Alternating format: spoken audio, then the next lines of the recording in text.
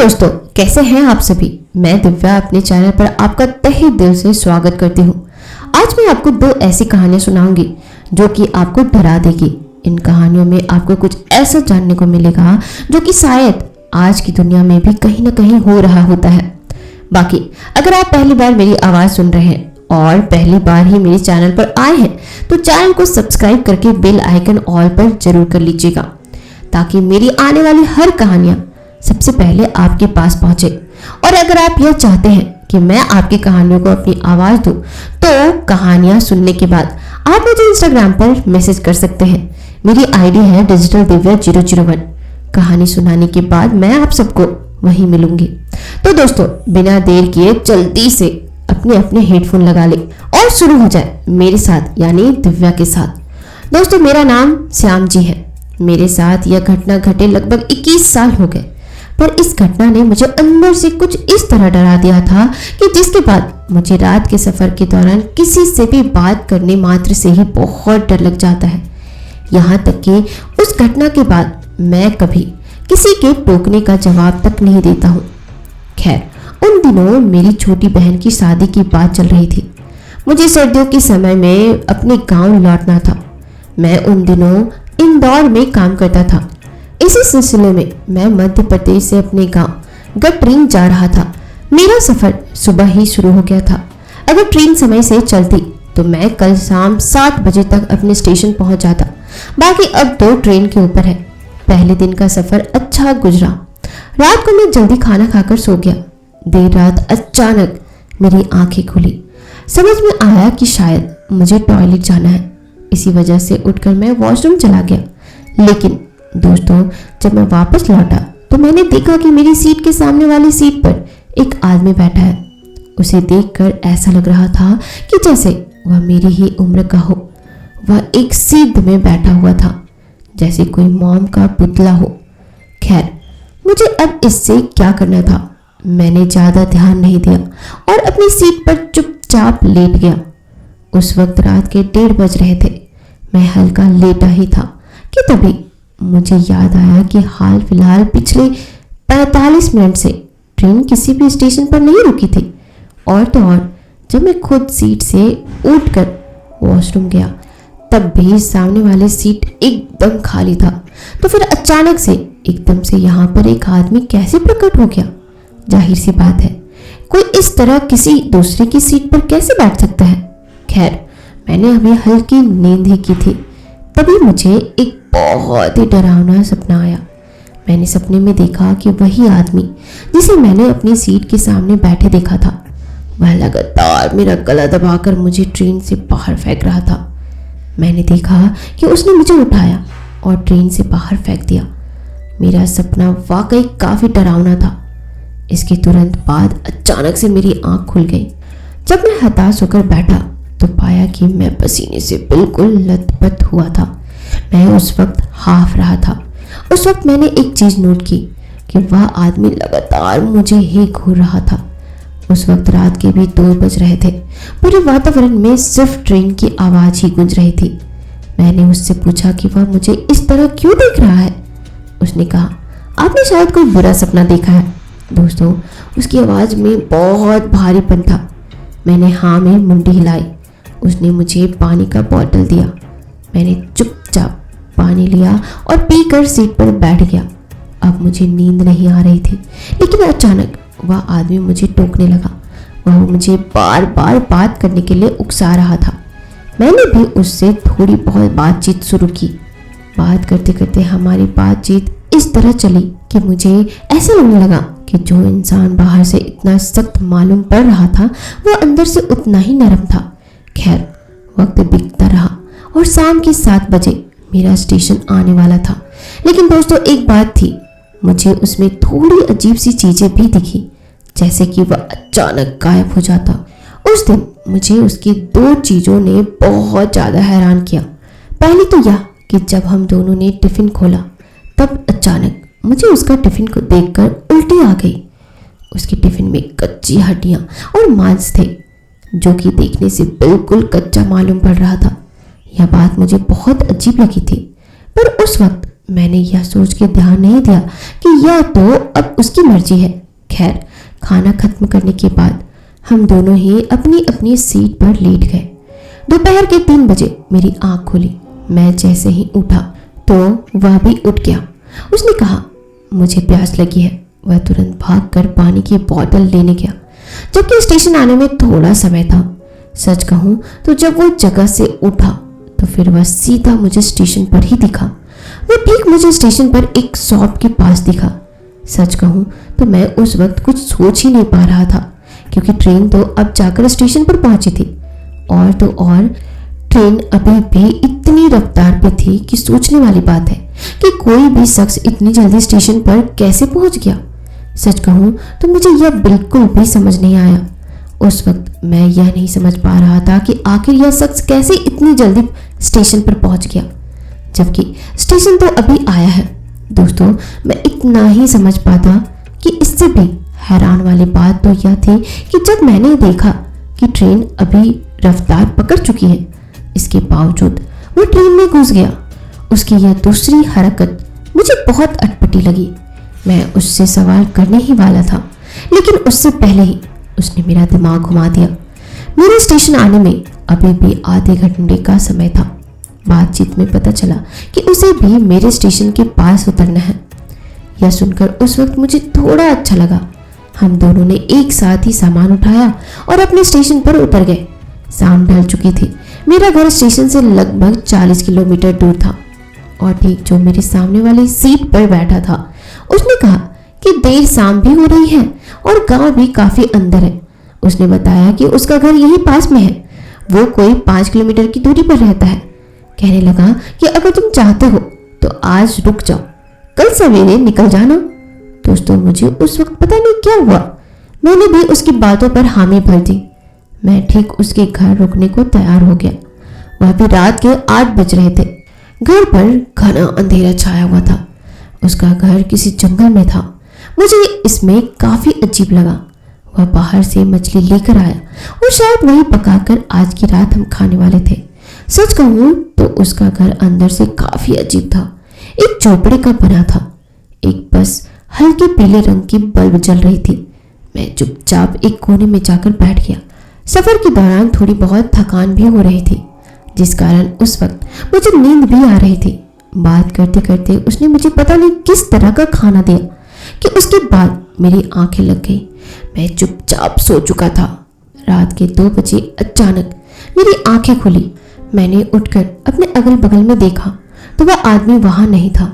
मैं थोड़ा चौंका और वहां से उठकर उस टाट के मकान से बाहर आया। बाहर आकर मैंने देखा कि वही अजनबी आदमी तेज रफ्तार में किसी की तरफ बढ़ते जा रहा है। मैं ठीक उसी की तरफ जाने लगा और उसका पीछा करने लगा। दोस्तों, पीछे जाते जाते मैंने जो नजारा अपनी आंखों से देखा, उसने मेरे रोंगटे खड़े कर दिए। मैं उसे अपनी खुली आंखों से पत्तों के पीछे छुप करके देख रहा था। वो शख्स जो कि अभी मेरा दोस्त बना फिर रहा था, असल में वह मेरा दोस्त नहीं बल्कि एक शैतान था। उसके चेहरे की गंधक में खौफ साफ बयां हो रही थी। मैं ये देखकर हद से ज्यादा डर गया था।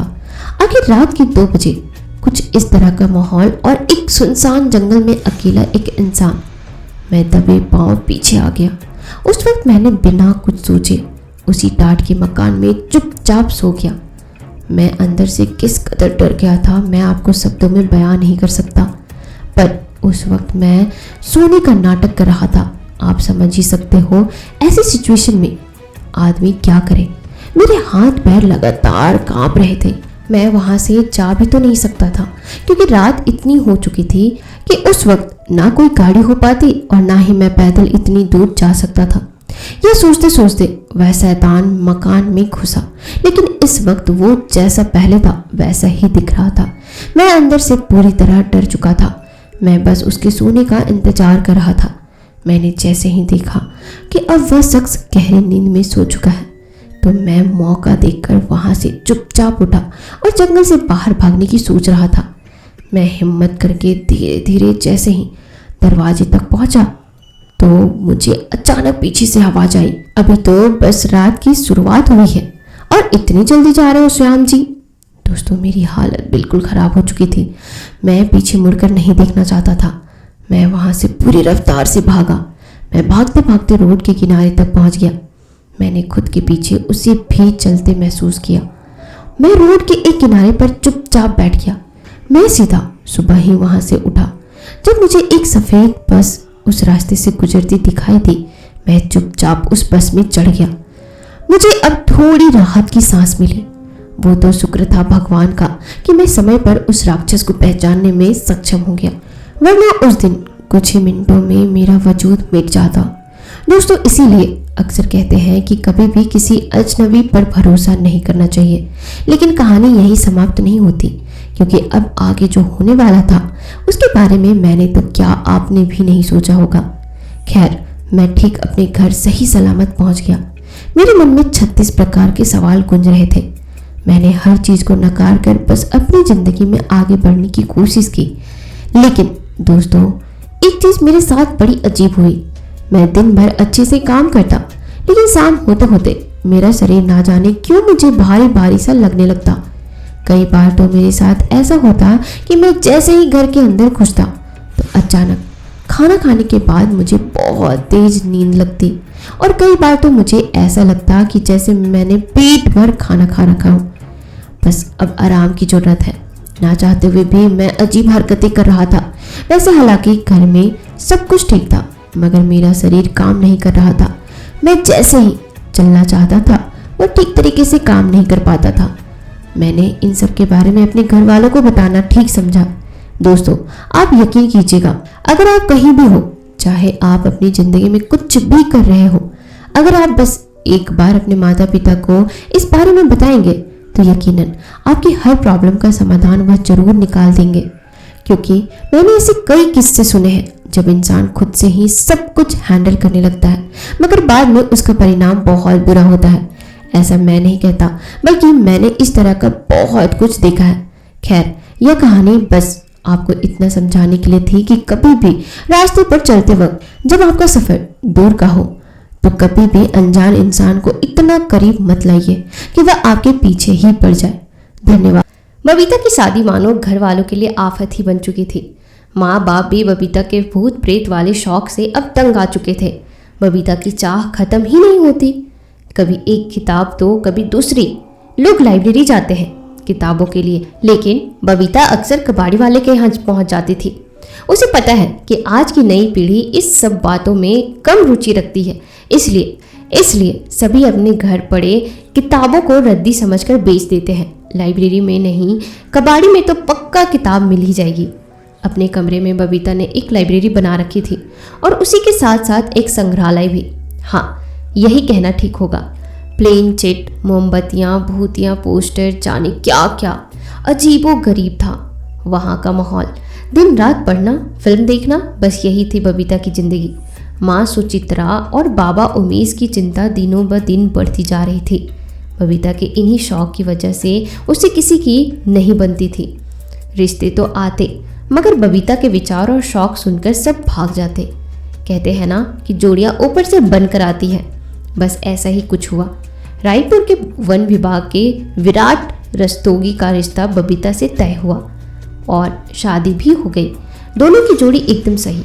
जितना भूत प्रेत की बातें बबीता करती, उतनी ही विराट के लिए थी तो सरकारी नौकरी। काम से वापस आने के बाद विराट बबीता के साथ बैठ कुछ अध्ययन करता और नया करने की उत्साह करता। कभी कभी दोनों बैठ प्लान चीट भी करते, आत्माओं को बुलाते। कुछ इसी तरह से जीवन की गाड़ी चल ही रही थी। यूं ही दिन बीतते गए और ट्रांसफ़र के बाद बबीता अब गुजरात और राजस्थान के बॉर्डर पोलो फॉरेस्ट आ गए। एक छोटा सा कॉटेज इन दोनों के लिए वहाँ जंगल शुरू होने पास ही दे दी जाती है। यहाँ लोग जंगल घूमने के लिए आया करते थे। ये जगह ज़्यादा अच्छी थी क्योंकि हर दिन यहाँ नए नए लोग आते रहते थे। यूँ तो सब ठीक ठाक रहता, मगर जैसे ही कोई परिवार वहाँ आता तो बबीता को अपनी सुनी गोद खलने सी लगती थी। डॉक्टर को भी दिखाया, शहर शहर घूम कई डॉक्टरों और हकीमों को दिखाया, पर कुछ भी नहीं हुआ।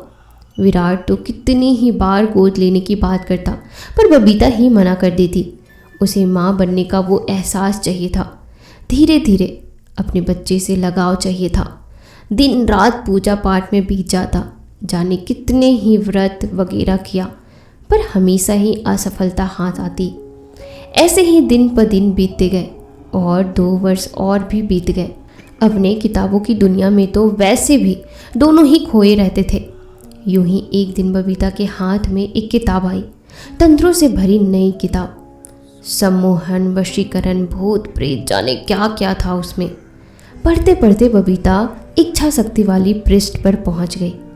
इच्छा शक्ति मतलब अपने कार्य को तंत्र विद्या से सिद्ध करना।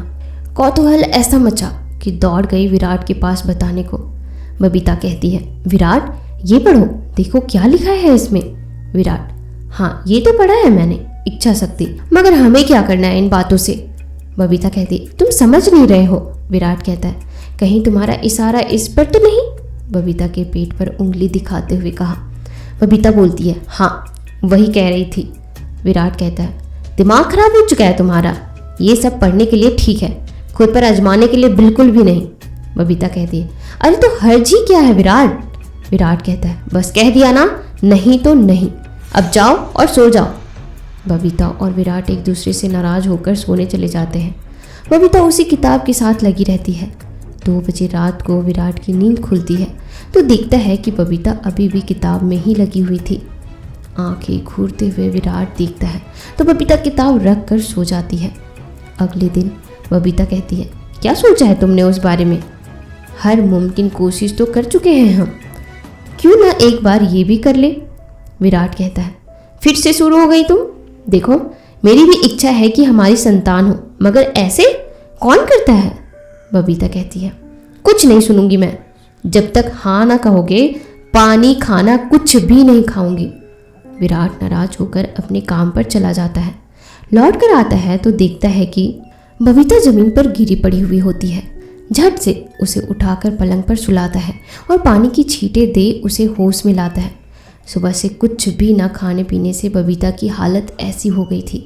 बबीता को ग्लास से पानी पिलाने चलता है तो वो बबीता इनकार कर देती है। थक कर विराट को उसकी बात माननी ही पड़ती है। विराट के मान जाने पर बबीता खुद से ही गिलास का पानी लेकर पी लेती है और खुशी खुशी खाना भी खाती है। विराट कहता है, क्या करना होगा ये बताओ। बबीता कहती है, कुछ नहीं, सब कुछ वैसे ही होगा जैसा होता है, बस कुछ तंत्र के साथ करना होगा। बस सब कुछ अमावस की रात को होगा और हाँ, पूरे घर में रोशनी ना आने पाए। मुझे भी रोशनी में नहीं जाना है जब तक कि बच्चे का जन्म ना हो जाए। विराट को रोशनी वाली बात कुछ अजीब सी लगती है। तंत्र साधना के अनुसार लिखी सारी सामग्री लाकर एक कमरे में लगा दी जाती है।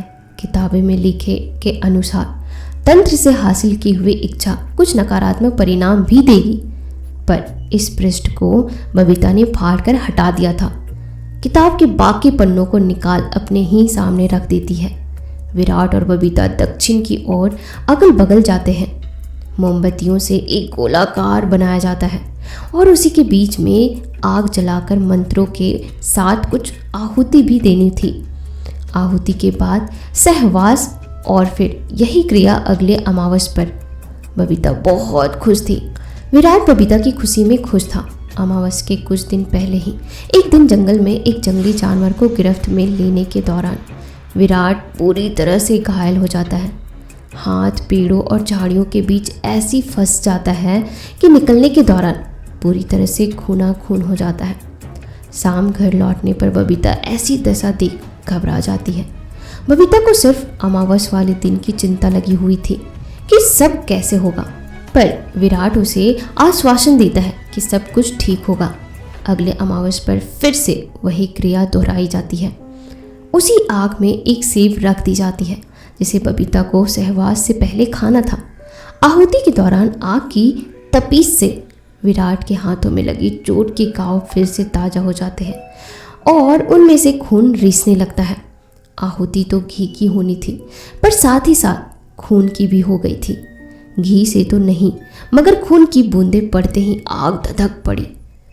ठंडी हो जाने पर सेब खाकर सहवास कर दोनों सो जाते हैं। 1 सप्ताह बीतने पर बबीता को अपने भीतर कुछ आभास हो जाता है। टेस्ट करने पर बबीता गर्भवती दिखती है, बबीता और विराट बहुत ही ज़्यादा खुश होते हैं। किताब की लिखी हर बात को नियम पूर्वक करती रहती है। अभी 1 माह ही हुए थे कि बबीता को अपना पेट कुछ बाहर सा दिखने लगा। बबीता खुशी के मारे ये भूल गई थी कि ये सामान्य नहीं है। बबीता विराट से कहती है, विराट देखो मेरा पेट कुछ बाहर सा है ना। विराट कहता है, इतनी जल्दी? बबीता कहती है, वैसे तुमको मैंने नहीं बताया, मगर किताब में लिखा था कि इस तंत्र से इच्छाएं अवधि से बहुत पहले ही पूर्ण हो जाती है। शायद इसी कारण बच्चा जल्दी बड़ा हो रहा है। मैं तो बहुत खुश हूँ विराट। विराट कहता है, डॉक्टर से तो मिलना होगा ना। बबीता कहती है, नहीं, ये सब कुछ अब हम दोनों को ही करना होगा। कोई डॉक्टर नहीं, किसी की भी मदद नहीं, यही लिखा था। विराट कहता है, पहले क्यों नहीं बताया तुमने? कुछ तो गड़बड़ हुआ है। इतनी जल्दी इच्छा पूर्ण होना मुमकिन नहीं है, कोई दुष्ट परिणाम ना हो जाए। बबीता कहती है, क्या होगा कहो तो। देख रही हूँ जब से मैं माँ बनी हूँ तुम्हें कोई खुशी नहीं है, बड़े बदल से गए हो तुम। बबीता बच्चे के मुंह में विराट को कुछ भी कह जाती है। विराट चुपचाप सारी बातें सुनता जाता है। विराट अब घर तो घर, अपने दफ्तर में भी परेशान सा रहने लगा था। उसका सहकर्मी दयाशंकर उससे बार बार पूछता, मगर विराट कुछ भी ना कहता। विराट भी कहना चाहता था, मगर बबीता की बातों को याद कर विराट चुप सा हो जाता। ज्यों ज्यों दिन बीतते गए, बबीता का गर्व पूरी तरह से बढ़ता जाता। अब बबीता का गर्भ लगभग 7वें महीने के जैसे हो चुका था। बबीता अब ज़्यादा नाराज सी ही रहती थी। बबीता और विराट बात कर रहे थे। बबीता कहती है, क्या नाम सोच रहे हो विराट? विराट कहता है, पहले हो तो जाने दो। बबीता कहती है, अब भी तुमको शक है? विराट कहता है, नहीं नहीं। बबीता गुस्से में कहती है, दिख रहा है मुझे, आज तक कभी एक बार हाथ तक न रखे हो मेरे पेट पर, छूकर देखे हो कभी? विराट को खुद भी एहसास होता है कि गलती तो कर ही बैठा है वो। अपने इन विचारों में उसने एक बार भी पिता होने के फर्ज को नहीं निभाया था। विराट कहता है, सॉरी बबीता। और विराट अपने आप को संभालते हुए बबीता के साथ अच्छी बातें करता है और अपना हाथ बबीता के पेट पर रखता है। उसे भी एहसास होता है कि कुछ अंदर हलचल हो रहा है। विराट कहता है, अरे इतनी हलचल, कैसे रहती हो दिन भर? बबीता कहती है, अरे इन्हीं एहसासों के लिए तो तरस रही थी मैं। विराट कहता है, अच्छा बबीता, आज इतने दिन हो गए, तुम्हें बाहर जाने का जी नहीं करता? बबीता कहती है, नहीं, क्यों बाहर जाऊं मैं? विराट ने बात को आगे बढ़ाने की बजाय चुप हो जाना मुनासिब समझा।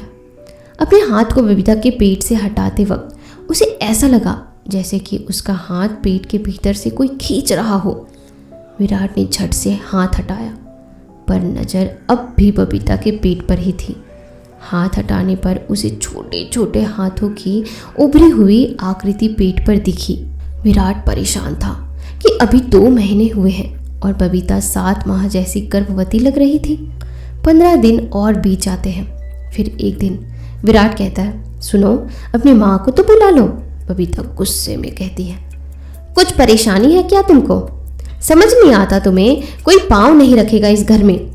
इतनी नकारात्मक गतिविधि देख विराट एकदम से चुप हो जाता है। दिन भर दफ्तर के लिए जाना अब मुमकिन ना था, क्योंकि अब बबीता को देख समझ आ रहा था कि अब जल्द ही बच्चे का जन्म होने को है। विराट ने दफ्तर में अर्जी दे दी और अब घर पर ही रहता। जरूरत के सारे सामान लाकर घर पर ही रखता। विराट किसी भी हाल में बबीता को कोई भी कष्ट नहीं देना चाहता था। घर पर रहने पर विराट ने देखा कि बबीता की खुराक दोगुनी हो गई थी। खाने बैठने पर उठती ही नहीं जब तक कि रसोई में बना सारा खाना खत्म न हो जाए। यूं ही एक सुबह विराट ने एक आध्यात्मिक गाना बजा दिया। गाने की आवाज़ कानों में पड़ते ही बबीता एकदम से क्रोधित हो उठती है। बबीता कहती है, बंद करो इसे, मैंने कहा बंद करो अभी के अभी। विराट को समझते देर न लगी कि सब कुछ उल्टा हो चुका है। नकारात्मक ऊर्जा से घिर चुकी है बबीता। अपने किताब को पढ़ते पढ़ते ना जाने कब उसकी आंख लग जाती है। आधी रात बबीता अपने पेट को पकड़ कसमसाने लगती है। बबीता कहती है, विराट विराट, बहुत दर्द हो रहा है मुझे, बर्दाश्त नहीं हो रहा है। बबीता के पहने हुए कपड़ों पर खून ही खून साफ साफ नजर आ रहे थे। विराट कहता है, अरे खून कैसा? हे भगवान, डॉक्टर भी नहीं बुला सकता, करो भी तो करो क्या? कहीं कुछ गलत ना हो जाए, मुझे ही कुछ करना होगा। विराट बाल्टी भर पानी लाकर एक चादर बिछाता है, पास में एक कैंची रखता है।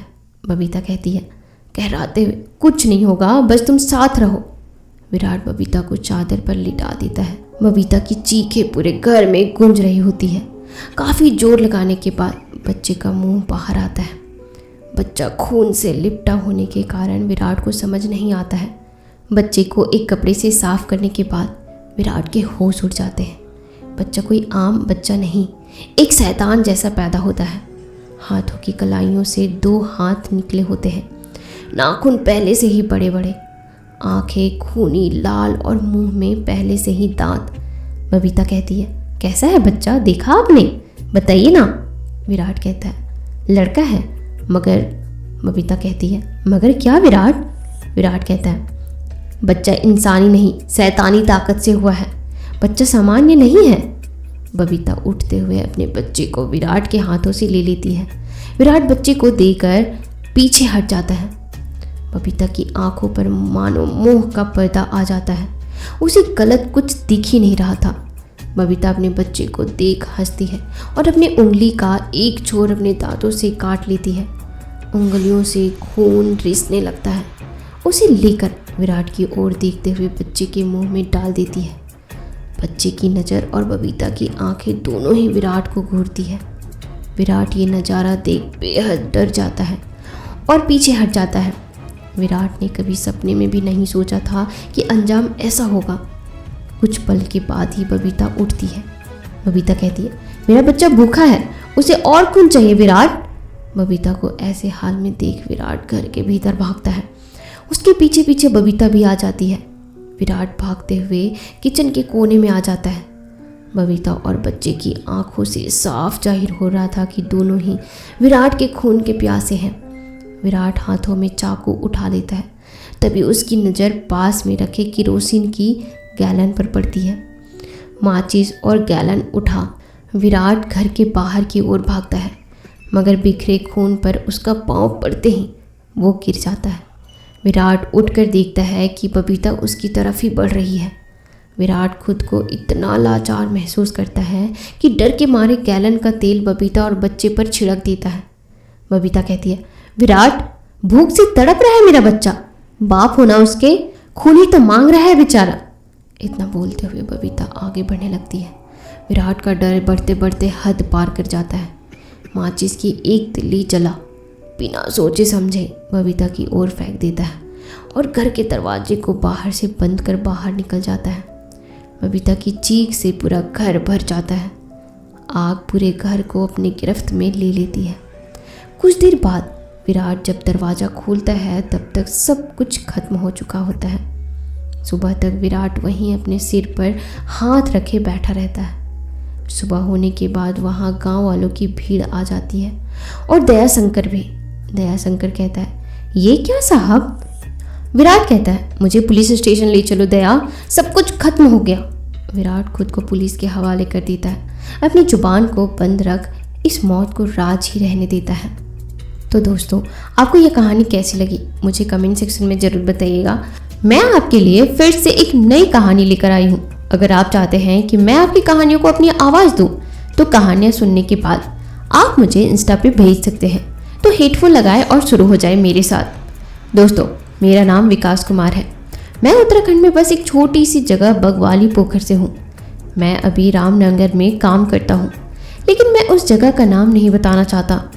मैं वहाँ पर एक पाइप की फैक्ट्री में काम करता हूँ। अक्सर मेरी सिर्फ नाइट की ही होती है।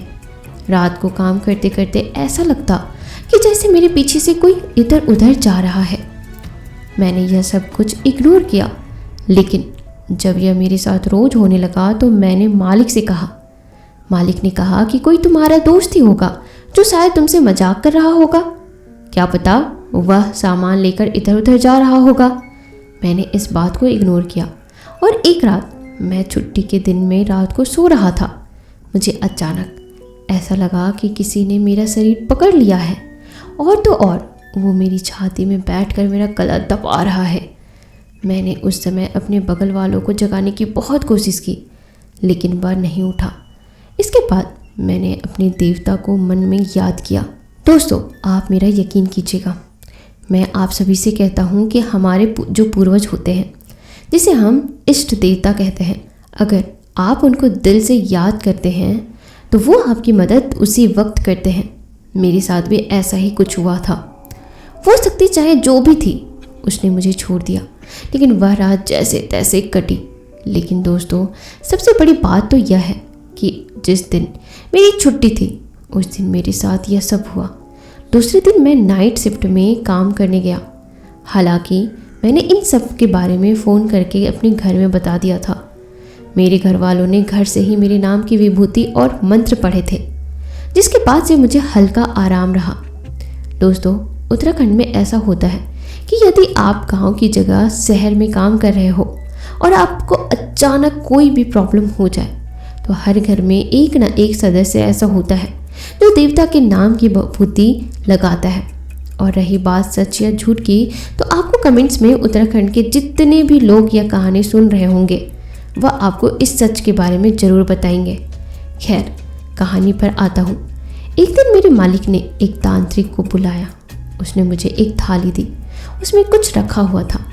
उसने कहा कि जा तो पूरी कंपनी में इस थाली को घुमाकर लेकर आ। मैंने ठीक वैसा ही किया।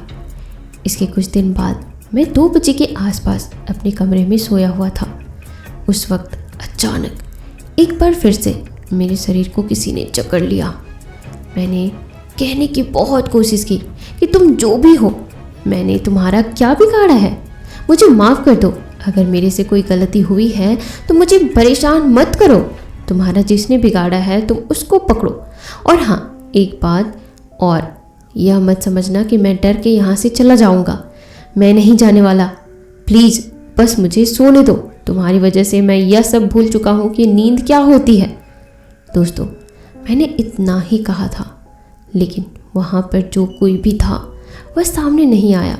हाँ, पर एक बात थी, मेरा इतना कहने के बाद उसने मुझे परेशान करना बंद कर दिया। अब मेरी ज़िंदगी एकदम सही चल रही थी। मुझे उम्मीद है कि मेरी यह कहानी आप सभी लोगों को बहुत पसंद आई होगी। साथ ही आपको एक बात बताता हूँ, आखिरकार मेरे साथ ऐसा क्यों हुआ, यह सवाल आप सबके मन में आ रहा होगा। तो जवाब कुछ इस तरीके का है। बात दरअसल यह है कि जब हमारी कंपनी बनी थी, उससे पहले यहाँ एक बहुत लंबी नहर थी। कहते हैं कि जब भी किसी की मौत होती थी तो कई बार लोग उसे नहर में फेंक देते थे। कहीं ना कहीं यह सब कुछ शायद मेरे साथ इसी वजह से हो रहा होगा। बाकी मेरा तो आपसे बस इतना कहना है कि अगर हमारे साथ ऐसा कुछ भी होता है तो बस हमें कुछ गलत नहीं बोलना है। सबसे पहले आपको उससे माफ़ी मांगनी चाहिए और दूसरा अपने इष्ट देवता को ज़रूर याद करें। धन्यवाद। तो दोस्तों, देखा आपने, यह थी विकास की कहानी जो कि उत्तराखंड से है। साथियों, इन्होंने अपनी कहानी में जो कुछ भी कहा वह बात कहीं ना कहीं एकदम सच्ची है। साथ ही मैं सभी से गुंजाइश करूंगी कि उत्तराखंड के जितने भी लोग इस कहानी को सुन रहे हैं वह आपको कमेंट्स में ज़रूर जवाब देंगे।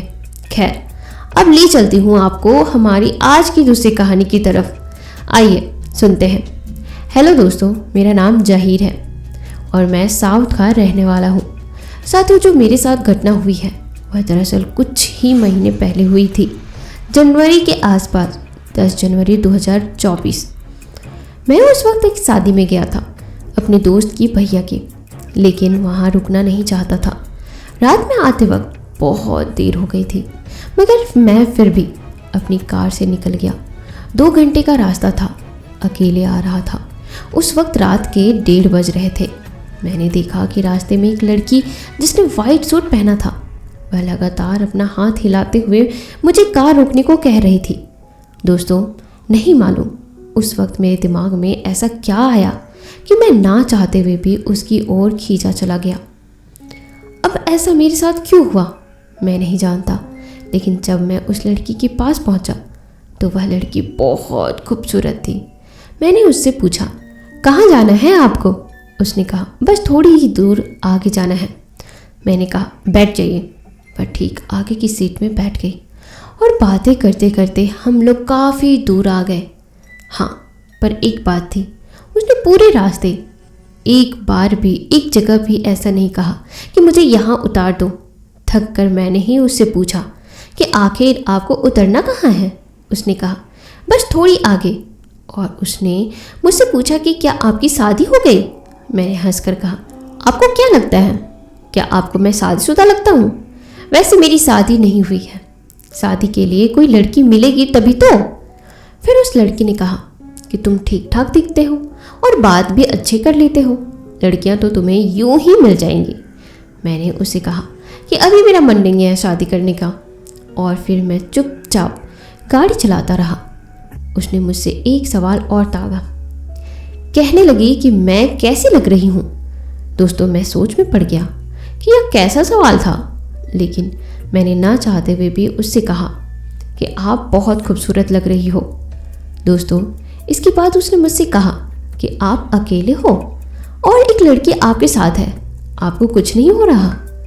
दोस्तों, उसने मुझसे तुरंत गाड़ी रोकने को कहा। इसके बाद वह गाड़ी से उतरी और बोली सामने जंगल है, तुम जो करना चाहते हो कर सकते हो, मैं बस आज के लिए तुम्हारी हूँ। दोस्तों, मैं एकदम से घबरा गया। मैंने कहा नहीं, ये क्या पागलपन है आपका, चलो मैं आपको घर छोड़ देता हूँ। दोस्तों, वह नहीं मान रही थी। उसने कहा कि पहले आप कीजिए फिर मैं आपके साथ चलूँगी। सच कहूँ तो मैं इतना ज़्यादा घबरा गया कि मैं आपको नहीं बता सकता। यह कहानी मेरी ही नहीं, मेरी तरह कई लोगों की है। आखिर ऐसा जब किसी के साथ अचानक हो और वो भी पहली बार, तो वह भी सदमे में चला जाएगा। उस वक्त वो बिल्कुल मेरे पीछे पड़ गई थी। मैं तुरंत भागकर अपनी कार में आ गया, लेकिन मैंने देखा कि वह मुझसे पहले ही कार में आकर बैठी थी। मैंने उससे कुछ नहीं पूछा, बस कार स्टार्ट की और आगे की तरफ चलने लगा। उस वक्त वो लड़की बस मुझे ही देखे जा रही थी, लेकिन उसने एक बार फिर अचानक से मेरा हाथ पकड़ लिया। दोस्तों, उस वक्त मेरे साथ जो हुआ मैं आपको नहीं बताना चाहता। बस इतना है कि थोड़ी ही देर बाद उसने मुझसे कहा कि गाड़ी रोक दो, मैं पहुंच गई हूँ। वह जैसे ही उतरी, मैं तुरंत आगे की ओर चलने लगा।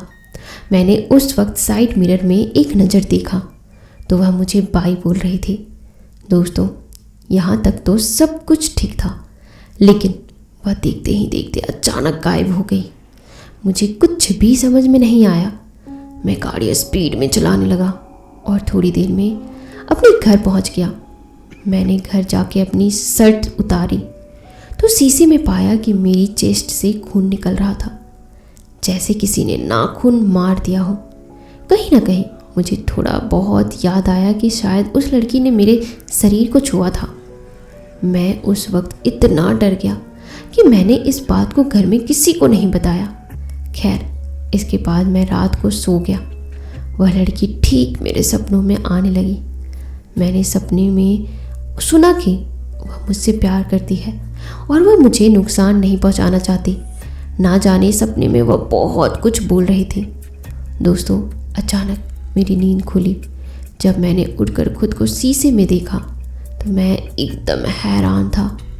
मैं बहुत परेशान हो चुका था। मैं चुपचाप वॉशरूम में मुंह धोने के लिए गया। जब मैंने मिरर में अपना फेस देखा तो पाया कि किसी ने मुझे किस किया था। मेरे चेहरे पर लिपस्टिक लगी हुई थी। उस वक्त मुझे कुछ भी नहीं समझ में आया। मैं चुपचाप नहा धोकर वापस अपने बेड पर आ गया। इसके बाद मैंने सोच लिया था कि आज मैं नहीं सोऊंगा। ऐसा करते करते अचानक मेरे कान में आवाज़ आने लगी। कोई मेरा नाम पुकार रहा था। मैंने उससे कहा कि क्यों परेशान कर रही हो मुझे, छोड़ दो। लेकिन जो जवाब में मुझे मिला वो वही था जो मैंने सपने में सुना था। उसने कहा, मैं तुमसे प्यार करती हूँ। मैंने तुरंत कहा, लेकिन मैं नहीं करता। उसी वक्त एक परछाई सी मेरे पास आ गई। मैं कुछ भी नहीं बोल पाया। मुझे अचानक क्या हुआ था नहीं मालूम।